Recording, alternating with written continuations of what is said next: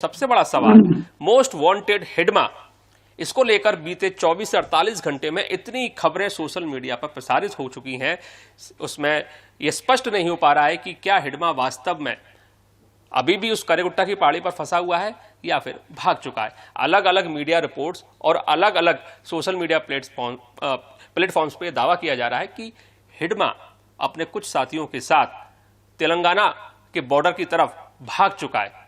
आपको हम बता दें कि छत्तीसगढ़, तेलंगाना, उड़ीसा, महाराष्ट्र, जब ये एनकाउंटर शुरू हुआ था, इन तमाम राज्यों के सुरक्षा बल इस एनकाउंटर में शामिल थे।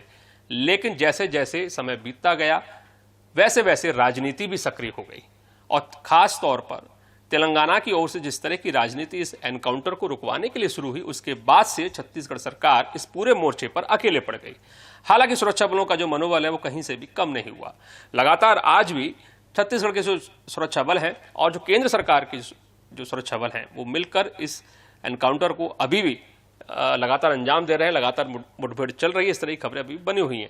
लेकिन सबसे बड़ा सवाल ये है कि हिडमा, देवा, दामोदर, ये वो मोस्ट वांटेड नक्सली हैं जिनके ऊपर 50 लाख से लेकर 1 करोड़ तक का इनाम है।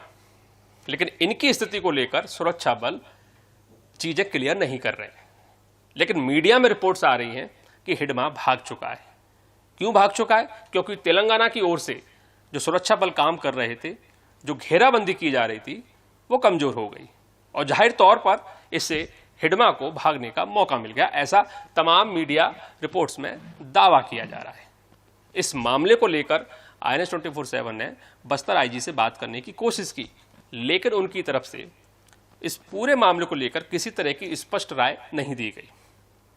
सुरक्षा बलों की तरफ से, छत्तीसगढ़ सरकार की तरफ से अभी तक आधिकारिक ये बयान सामने नहीं आया है कि हिडमा वहां से भाग चुका है या हिडमा अभी भी उस करेगुट्टा की पहाड़ी पर फंसा हुआ है। हम बार बार हिडमा की चर्चा इसलिए कर रहे हैं क्योंकि नक्सल संगठन की सेंट्रल कमेटी का वो बहुत बड़ा मेंबर है, या यूं कह सकते हैं छत्तीसगढ़ के अंदर जितना भी नक्सली मूवमेंट चला है उसको चलाने वाला, उसका मास्टरमाइंड ये हिडमा है। और तमाम जो बड़े बड़े कांड छत्तीसगढ़ में हुए, बड़े बड़े जो हमले छत्तीसगढ़ में हुए, उनका भी मास्टरमाइंड ये हिडमा है। और इसके साथ ही हैं देवा और दामोदर, ये सभी बहुत खूंखार नक्सली हैं। तो ऐसी स्थिति में ये जानना बहुत जरूरी हो जाता है कि आखिरकार करेगुट्टा की पहाड़ी पर चल क्या रहा है और जो बस्तर आईजी का जो कार्यालय, जो वॉर रूम बना हुआ है, वहां पर क्या चल रहा है। उसको जानने के लिए हम चलते हैं सीधे जगदलपुर के हमारे संवाददाता जीवानंद हल्दर के पास। उनसे जानने की कोशिश करेंगे कि क्या 10वें दिन कोई नई अपडेट निकल कर आई और क्या जीवानंद हिडमा वास्तव में भाग चुका है या अभी भी करेगुट्टा की पहाड़ी पर फंसा हुआ है। जी अभिषेक, देखिए जिस तरह से बस्तर में जो ऑपरेशन चल रहा था और ये देश का सबसे बड़ा नक्सली ऑपरेशन कहा जाए, आज उसका 10वां दिन है और 10वां दिन में जो हमारे जो सुरक्षा बल के जवान हैं वो लगातार इस ऑपरेशन का अंजाम दे रहे हैं। और जिस प्रकार की जानकारी सामने आ रही है कि जो करेगुट्टा का पहाड़ी है, करेगुट्टा नाकावल एक करेगुट्टा पहाड़ी है, उसके साथ साथ कई और 2-3 पहाड़ी और भी है जहां पर फतेह हासिल करना बाकी है। इस करेगुट्टा पहाड़ी के ऊपर जब सुरक्षा बलों का ये सूचना मिली थी कि करीबन नक्सलियों के 3 बटालियन वहां पर मौजूद है और जिसको देखते हुए सुरक्षा बलों ने एक बड़ा सा ऑपरेशन शुरू किया। और आज 10वां दिन है और बड़ी संघर्ष के बाद, बड़ी कहा जाए, जो सुरक्षा बल के जो जवान है वो इतने में जान जोखिम में डालकर उस करेगुट्टा पहाड़ी में पहुंचे। लेकिन जब वहां पर पहुंचने के बाद वहां पर देखा गया कि उस पहाड़ी में मैदान सा है और कई गुफाएं हैं जिसमें कई हजार जो नक्सली वहां पर छिपे होने का अंदेशा लगाया जा रहा है। तो बस्तर की जो भौगोलिक स्थिति है अभिषेक कि ये कहा पाना मुश्किल है, क्योंकि उस बैंडेज पॉइंट तक जाना हमारे जो सुरक्षा बल का है उनको बड़ी चुनौती है। और जिस पहाड़ी और जंगल को आड़ लेकर कहा जा रहा है, जो सूत्र के हवाले जो नक्सली है उस जगह पे मौजूदगी थी, लेकिन इस सुरक्षा बल की कार्रवाई को देखते वो इस पहाड़ी को अपने जगह को चेंज करके दूसरी पहाड़ी में शिफ्ट हो गए हैं।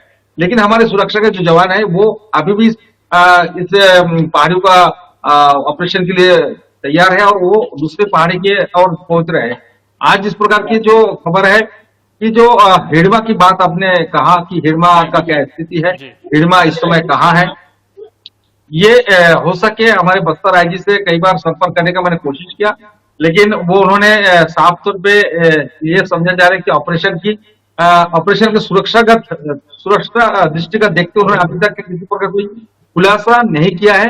लेकिन उन्हें साफ तौर पर ये माना जा रहा है कि हमारे जवान जो है अभी भी 44 डिग्री गर्मी में वो ऑपरेशन जारी रखा है, और कहीं ना कहीं इतनी लंबी ऑपरेशन है और कहीं ना कहीं बड़ी सफलता मिलने की उम्मीद भी जताई जा रही है।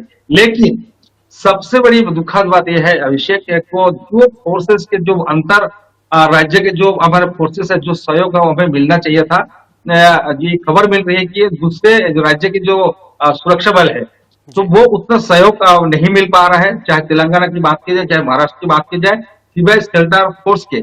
लेकिन हमारे जो डीआरजी और एसटीएफ के जवान है बीजापुर के, उनकी सबसे महत्वपूर्ण भूमिका है इस ऑपरेशन में। इस ऑपरेशन में सबसे पहले जो बीजापुर के जो डीआरजी है वो सामने में है, उसके बाद एसटीएफ, उसके बाद जो कोबरा बटालियन है डिफेंस पे रखा गया है।